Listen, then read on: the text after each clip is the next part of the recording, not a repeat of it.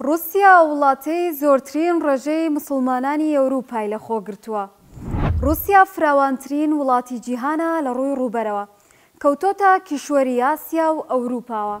ژمارەی دانیشتوانەکەی نزیکەی 150 ملیۆن کەسە، لەو ڕێژەیەش نزیکەی 25 ملیۆنیان مسلمانن. هەر بۆیە لە تەواوی وڵاتە نامسلمانەکان و وڵاتانی ئەوروپا جیاوازە.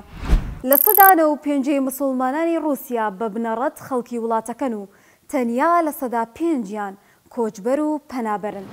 گەورەترین ژمارەی مسلمانانی ئەوروپا لە رووسیادان، بە جۆرێک ژمارەیان هێندەی مسلمانانی شامە، واتە ژمارەی دانیشتوانی سووریا و لوبنان و فەلەستین و ئوردون. مسلمانانی رووسیا بەسەر زیاتر لە 85 ڕەگەز و نەتەوە و گروپی ڕەگەزی جیاوازدا دابەش بوون. سەدان ساڵە دروشمە پیرۆزەکانی ئاینی ئیسلام جێبەجێ دەکەن.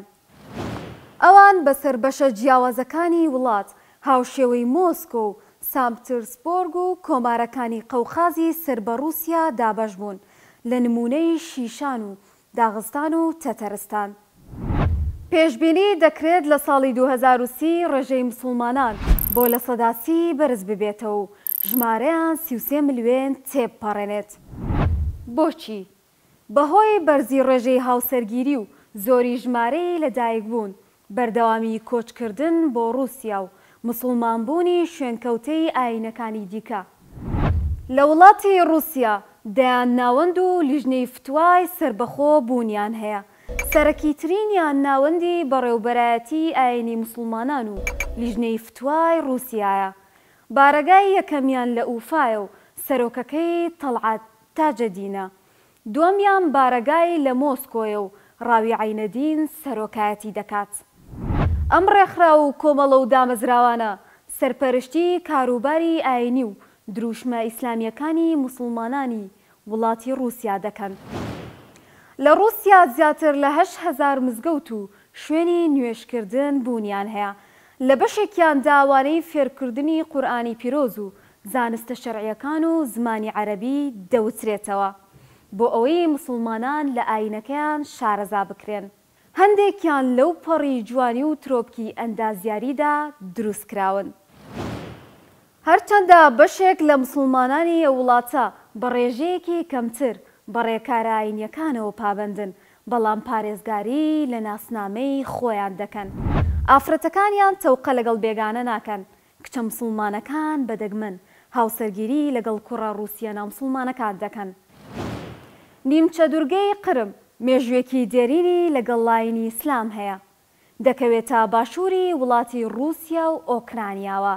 لە ساڵی 2014ەوە لەلایەن رووسیاوە کۆنتڕۆڵ کراوە. ئەم دوورگەیە تاتارە مسلمانەکانی تێدا نیشتەجێ بوون.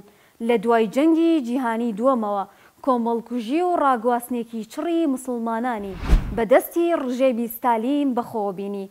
ئەمەش دوای ئەوەی رووسیا تۆمەتباری کردن بە هاوکاریکردنی نازیەکانی ئەڵمانیا. سەدان هەزاریان بۆ ناوچەکانی دیکەی یەکێتی سۆڤیەت ڕاگوازران و دەیان هەزاریان بەهۆی نەخۆشی و برسێتیەوە گیانیان لەدەستدا. لە ساڵی 2012دا وانەیەک بۆ سیستەمی خوێندنی سەرەتایی لە خوێندنگاکان زیاد کرا بە ناونیشانی بنەڕەتی ڕۆشنبیری ئاینی و بەها ئەڵمانیەکان، کە تێیدا پوختە و سەرەتایەکی گرنگی لە ئاینە سەرەکیەکانی وڵات باس کردووە و لە نێویشیاندا ئاینی ئیسلام. مسلمانانی رووسیا ئازادیەکی سنوورداریان لە پیادەکردنی دروشمەکانی شەریعەت هەیە. حکومەتی رووسیا بە وردی و چڕی چاودێریان دەکات. لە 2 دەی ڕابردووشدا هەر ئاراستە و جوڵەیەکی سیاسیان هەبوو بێت و بەدڵی ڕژێمەکەی پۆتین نەبوو بێت سەرکوت کراون. کۆماری شیشان نمونەیەکی بەرچاوی ئەو بابەتەیە. ئێستاش کە زیاتر لە ساڵێکە جەنگی رووسیا بۆ سەر ئۆکرانیا دەستی پێکردووە، بەشێک لە مسلمانانی رووسیا بوونەتە قوربانی و لەلایەن دەسەڵاتدارانی ئەو وڵاتەوە وەکو بەشێک لە سوپا بەکاردەهێنرێن.